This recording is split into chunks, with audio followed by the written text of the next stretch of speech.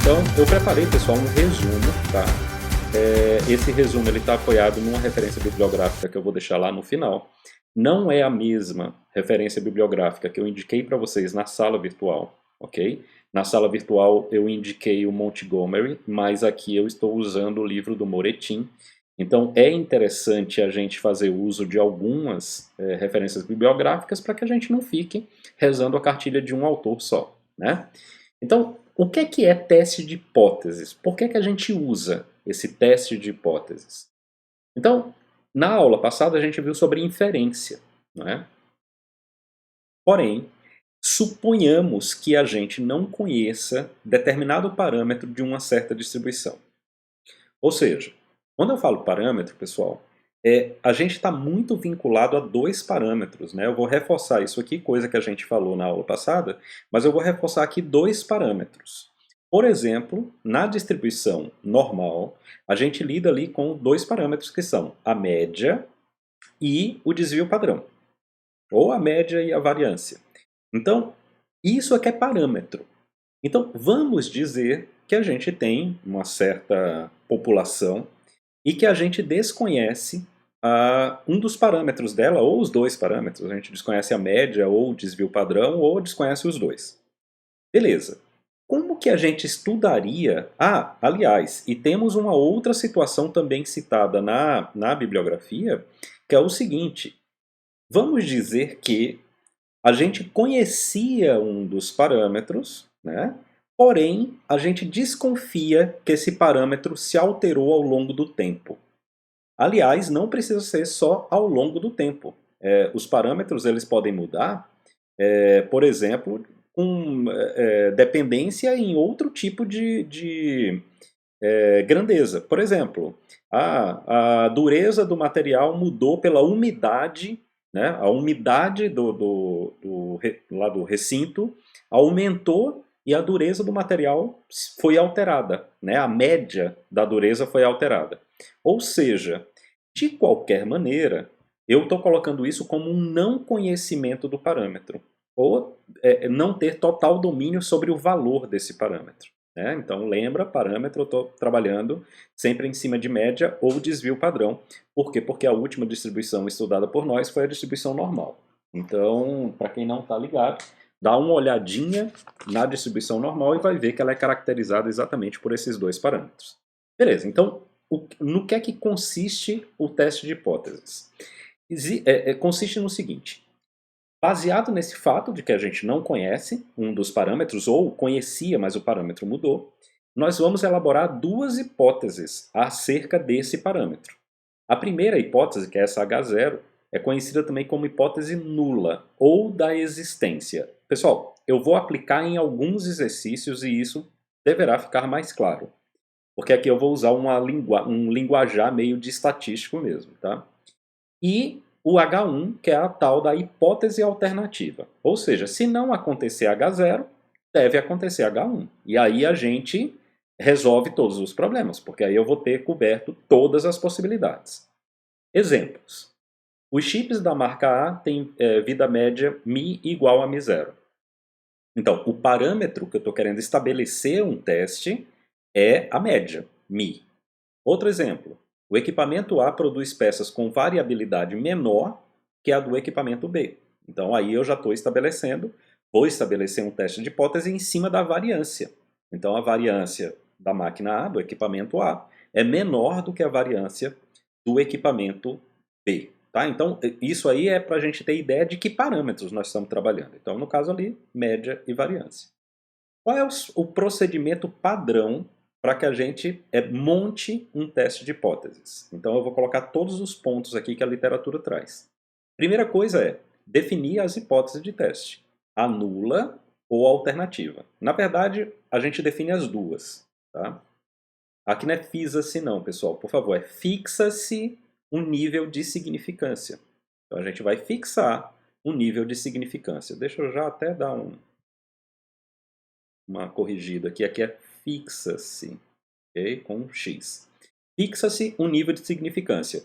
Lembrando, a significância nós trabalhamos na aula passada, na inferência, é o tal do alfa. Tá? Terceiro ponto. levanta-se uma amostra de tamanho n e calcula-se uma estimativa para esse parâmetro, a média, ou para a variância, ou para o desvio padrão. Então a gente calcula-se uma estimativa para esse parâmetro. Por quê? Porque a gente não sabe quanto é o parâmetro. Quarto ponto. Usa-se para cada tipo de teste uma variável cuja distribuição amostral do estimador do parâmetro seja a mais concentrada em torno do verdadeiro valor do parâmetro. Isso a gente fez na inferência. Lembrem que na inferência nós estabelecemos um determinado limite para a estimativa de um parâmetro. Ou seja, a média deve estar dentro de tal intervalo. Né? Quanto menor, melhor. Né? Porque mais exato vai ser o estabelecimento, né, a estimativa desse parâmetro. Quinto, calcula-se como o valor do parâmetro θ0, dado por h0, o valor crítico, valor observado na amostra ou valor calculado. É tudo a mesma coisa, chama VCalc. Fixam-se duas regiões, uma de não rejeição de H0, que a gente vai chamar de RNR, região de não rejeição, e uma de rejeição de H0, ou chamada região crítica. Então é uma de não rejeição, RNR, e a outra de rejeição, para o valor calculado, ao nível do risco dado. Esse risco está baseado na significância. A seguir, se o valor observado, o VCalc, ou o valor crítico, pertence à região de não rejeição, a decisão é a de não rejeitar H0. Então, se esse valor calculado ele pertence à região de não rejeição, a gente não rejeita H0. Se o valor calculado pertencer à região crítica, a decisão é a de rejeitar H0. Lembrando que H0 é uma hipótese e que H1 é a hipótese complementar a essa. Né? No exercício vai ficar mais claro. É importante saber o seguinte, que esse parâmetro V-alfa que eu estou colocando nessas equações aqui é um valor crítico tabelado, tá, pessoal? A gente vai ver isso aí. Então ele coloca assim, ó, a probabilidade do módulo do V calculado ser menor do que o V-alfa é igual a 1 menos alfa. E isso entra na região de não rejeição. Lembrando, quem é alfa? Nível de significância. A probabilidade do módulo desse V calculado ser maior ou igual a V-alfa é igual a alfa. E entra na região crítica. E entrando na região crítica, a gente vai rejeitar H0. Então parece uma sopa de letrinhas. Mas o importante o que é importante? A gente entender que existem essa nomenclatura para que quando a gente for aplicar, começar a ligar o nome à pessoa. O que é H0? O que é H1? Né? O que é a região de não rejeição? O que é a região crítica? Ou seja, a região que a gente abandona a ideia de adotar H0 como sendo a hipótese correta, né? Ou mais adequada. Vamos colocar assim. E a partir de agora eu vou entrar nos exemplos. Então a gente tem depois dos exemplos, a coisa tem que ficar clara, tá bom? Então o primeiro exemplo diz o seguinte. Uma fábrica de automóveis anuncia que seus carros consomem, em média, 11 litros por 100 km. Ou seja, não é que ele gasta 11 litros em 100 km. É que é assim, em média, a cada 100 km rodados, ele está consumindo 11 litros. Tá? Com desvio padrão de 0,8, ou seja, ele pode dar a mais ou a menos do que essa média de 11 litros. Uma revista decide testar essa afirmação e analisa 35 carros. Olha aquela parte que ele diz, monta-se uma amostra de tamanho N. Então, quem é o N nesse caso? 35. Obtendo 11,4 litros por 100 km, como consumo médio. Admitindo que o consumo tenha distribuição normal, é aquilo que eu falei para vocês, né, de uma distribuição, normalmente nós vamos usar a distribuição normal, porque foi a que a gente estudou. Ao nível de 10%, então olha a significância, 10%. O que a revista concluirá sobre o anúncio da fábrica? Então isso é o que a gente tem do enunciado do problema. Então a primeira coisa é a gente estabelecer as hipóteses, né? O H0 e o H1. Tá? Nesse caso aqui, o que é que eu vou estabelecer como hipótese? A hipótese nula o H0, eu vou estabelecer como sendo assim, olha, a média é realmente o que eles disseram, é 11. Eu não sei se é, eu não conheço, mas eu vou trabalhar com essa hipótese. E a H1, obviamente, tem que negar isso aqui. Então, a média diferente de 11. Então, aqui eu estabeleci as duas hipóteses para o problema. A nula, eu concordo com o que a fábrica falou. Beleza, então eu assumo que a média pode ser 11. A contraditória, ou a alternativa, eu digo assim, cara, eu acho que a média não é 11. Pode ser melhor ou pode ser pior, né? Mas não é 11. Beleza. Aí, o que é que a gente pode entender? Bom, ele disse aqui, ó, uma revista decide testar essa afirmação e analisa 35 carros dessa marca. E ele obteve uma média de 11,4. Mas veja, aí você pode pensar, poxa, mas se ele já obteve 11,4, então a média não é 11. A média é 11,4. Pessoal, mas o que a fábrica fala é que o conjunto inteiro dos seus automóveis tem média de 11 litros. O que a revista fez foi pegar uma amostra. Então, a média da amostra é que deu 11,4 e não da frota inteira fabricada pela fábrica. Então, eu vou botar essa média que a revista fez o teste em cima da amostra, então isso é um dado amostral, de 11,4 litros. Beleza. Numa amostra de que tamanho? Numa amostra de 35 automóveis. Essa foi a amostra testada. Aí, a gente vai estabelecer aqueles parâmetros da inferência. Então, qual é o desvio da média? Como é que a gente calcula o desvio da média? Então, isso a gente viu na aula passada.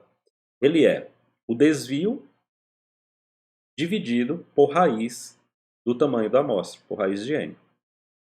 Então, isso aqui vai dar 0,8, porque né, tem um desvio de 0,8 da população, que está aqui, da população, dividido por um dado amostral, que é o 35. 35. Beleza. Isso aqui eu vou colocar tudo aproximado, tá, pessoal? Então, isso aqui deu 0,133. Deixa eu tentar fazer aqui com 4 casas. Eu fiz com 3, mas eu vou tentar fazer agora com 4 casas para a gente botar um parâmetro aí, né? Um modelo. Então, peraí.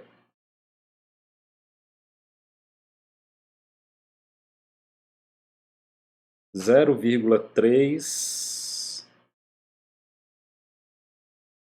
Ó, aqui dá 5,2, na verdade. 0,1352. Então, esse é o meu desvio da média. Beleza. Para a gente calcular aquele variável calculada ou observada, né, que ele colocou vcalc, no nosso caso, como a distribuição ela é normal, esse valor a gente sabe que está no eixo z. Então, como é que a gente faz? Então, vamos lá. Eu vou ter que pegar o valor 11,4 da média, né, porque eu vou fazer isso para a média, 11,4, menos a média da população, dividido pelo desvio padrão, que é o desvio padrão da média. Então, 0,352. Então, quanto que vai dar isso aí? Vamos lá. 11,4 menos 11. Isso aqui dividido por 0,1352. Então, no meu aqui, está dando 2,9586. Então, esse é o valor calculado ou crítico. Aqui, ó. Aqui ele, ó. Esse vcalc aqui, tá, pessoal? É esse vcalc aqui, ó. Então, ele é um valor crítico, tá vendo? Ó? Beleza. Então, nós temos o zcalc aí. A outra coisa que nós vamos procurar é o z que estabelece para a gente a confiabilidade, ou o que a gente pode chamar aí né, de significância, que é o tal do Z-alfa, que a gente já aprendeu a fazer na aula passada. Aqui no caso, eu vou procurar o Z de 5%. Por que de 5%? Veja, eu quero saber em torno da média, né, com 90% de certeza, né, 90% de certeza e 10% de incerteza, onde que as coisas estão. Então, se a gente lembrar da curva, né, normal, o que é que vai acontecer aqui? Então, vamos preencher esse negócio aqui. Deixa eu mudar o fundo aqui, que aí vai ficar melhor de se ver. Então, o que é que vai acontecer aqui, né? Eu tenho duas áreas aqui. Faz de conta, pessoal, que eu estou colocando na mesma altura, tá?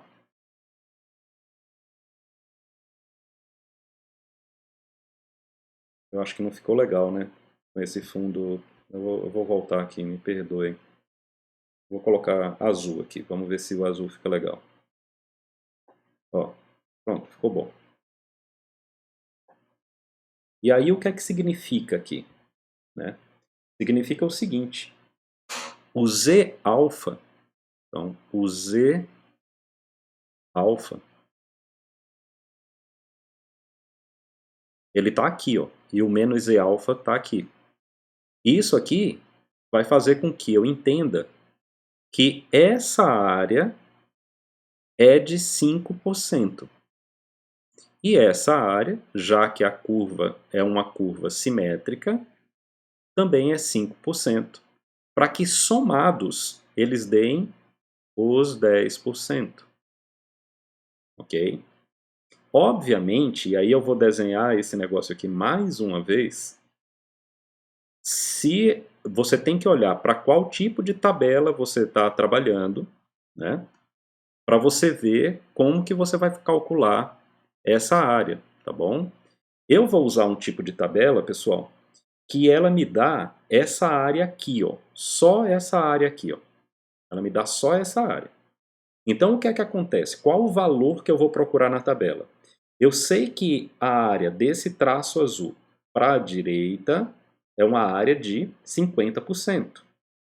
Se eu vou pegar a área verde, então eu tenho que pegar uma área de 45%. Por quê? Porque 45% é 50 menos os 5. Ok, pessoal?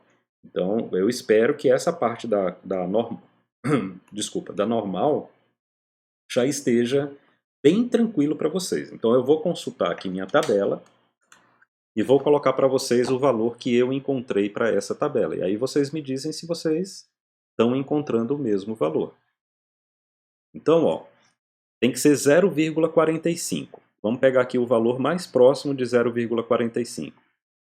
Então, 0,45. Tal. Ó, eu tenho 0,449497. Eu acho que esse daqui é o valor mais próximo e vai dar em 1,74. Deixa eu ver aqui, peraí. Deixa eu ver se eu estou certo. Não, desculpa. 1,64. Ó, eu vou colocar aqui o valor, só para eu não esquecer. 1,64. Na tabela, ele está dizendo para mim que o valor referente, lembrando que é aquela área que eu mostrei para vocês, esse valor aqui, ele está dando isso aqui, ó, 0,448449, tá? Na tabela que eu tenho, ele está dando esse valor aqui. Esse valor é o mais próximo de 0,5, porque o outro ele é 0, desculpa, pessoal. Desculpa, peraí. Eu li o valor errado. É 164 mesmo, mas o valor não é esse não. É 0,4494. Então, 449497. Então, é esse valor aqui, ó. 0,449497. O outro já é 0,450529. Então, o mais próximo é esse valor. E aí, o que é que acontece? O meu Z-alfa é esse valor. Aí, intuitivamente, já vejam o que é que está acontecendo. O meu Z-alfa, que me estabelece a confiabilidade, é o nível de confiança que eu tenho, ele é o 1,64. 1,64. 1,64. Olha aqui o crítico, quanto é que está dando. Olha o crítico, quanto é que está dando. Ele está dando 2,95. Ele está mais à direita do que eu pretendia. Então, o que é que acontece? Eu estabeleço o seguinte, ó. A região de não rejeição da hipótese é essa do meio. Ela é aquela 1 menos alfa. Okay? Quando ele caiu, quando o 2,9586 caiu exatamente acima de 1,64, ele está caindo na região crítica. Ele está na região crítica. Então, o que é que a gente tem que fazer quando o Z calculado cai na região crítica? Eu tenho que rejeitar o H0. Ou seja, eu tenho que rejeitar a ideia, a hipótese de que a média realmente é de 11. Então vamos lá. Aí vamos dar continuidade aqui para a gente entender como que esse negócio vai ficar, né? Então, eu vou escrever aqui para ficar bem claro. Como o valor, o Z-calc, está dando maior do que o Z-alfa, então o H0 é rejeitado. Por quê? Porque o valor calculado entrou na região crítica. Ou seja, se o H0 é rejeitado, eu tenho que rejeitar o anúncio da fábrica, que disse que a média era 11 litros, né, por 100 km. Beleza, só que a coisa prossegue. Tá? Beleza, olha só, a região de não rejeição, ela tem aquela probabilidade que a gente colocou lá, né? Então, é a probabilidade, né, isso aqui vocês vão lembrar, a média de H0 menos o Z-alfa vezes o sigma x barra menor, isso aqui menor do que x barra, e é menor, por sua vez, do que a média do H0 mais Z-alfa sigma x barra. Ou seja, eu estou colocando qual intervalo. Né? Já, nós vamos rejeitar a ideia do H0. Isso aqui tem que dar 1 menos alfa. Certo? Só olhar na nossa aula passada que é exatamente isso que a gente tem. Substituindo os números aqui, vamos lá. 11, que foi a média, a média da hipótese H0. Né? O Z-alfa, 1,64. 1,64.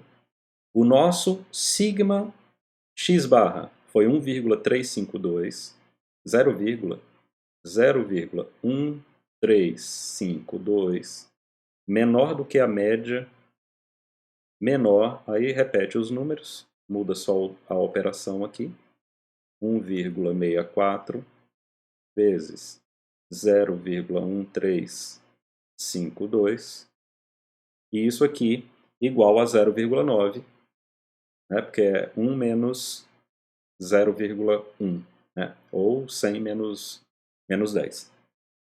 Isso aqui vai dar o seguinte, vamos fazer esse cálculo aqui.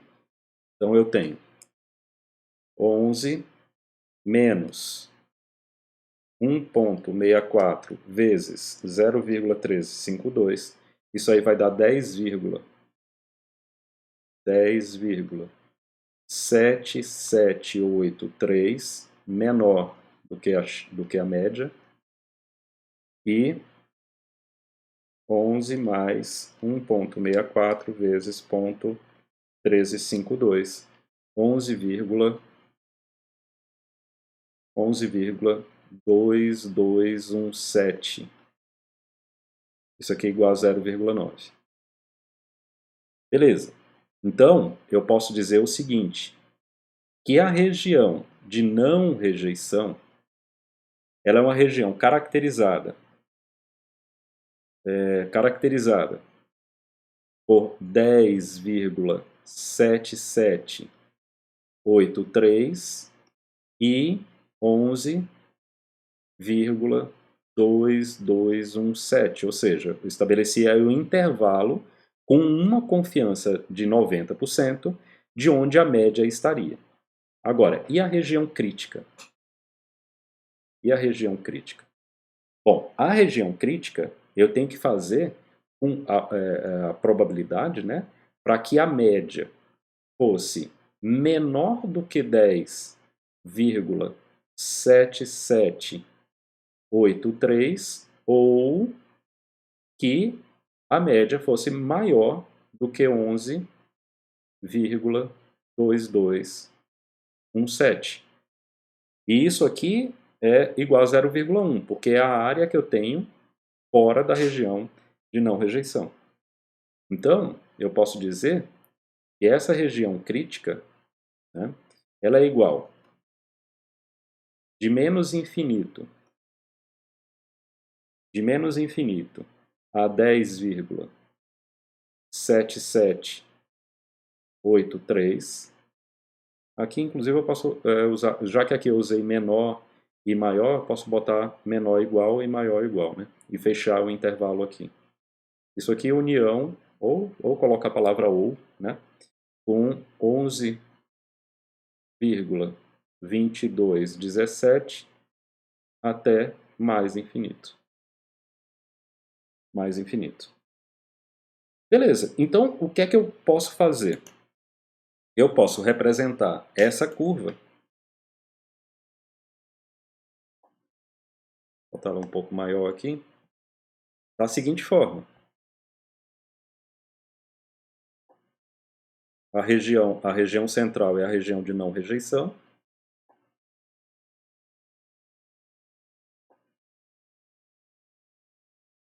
E aqui eu tenho os limites de 10,7783 e 11,2217. Sabendo que aqui eu tenho 5%, aqui eu vou ter 90% e aqui eu vou ter 5%.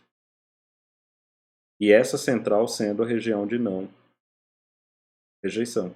E a de fora sendo a região crítica. Então eu tenho essa região crítica e eu tenho essa região crítica. Lembrando que isso aqui já não se trata de Z, mas isso aqui se trata de X barra, né? Que é a média. Então a média, se ela tivesse na região de não rejeição, estaria entre 10,77 e 11,22. Estando na região crítica, ela está fora. E como a gente viu, o valor calculado deu na região crítica. Não é? Então, como o x barra é 11,4, lembrem que na amostra lá, né? Na amostra deu 11,4, onde é que nós estamos? 11,4 está na região crítica. Está nessa região aqui. Né? Por quê? Bom, porque 11,4 é maior do que 11,2217. Então, realmente, região crítica. Tá? E aí, por consequência, H0 é rejeitado.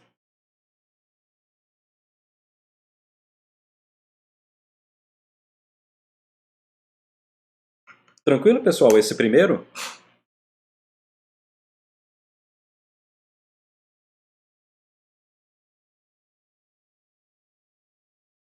Tranquilo? Oi.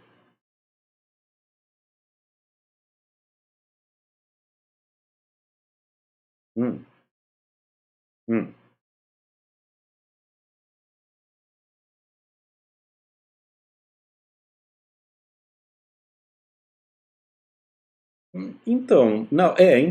Você pode usar qualquer tabela normal, mas você tem que localizar qual a área que você está procurando.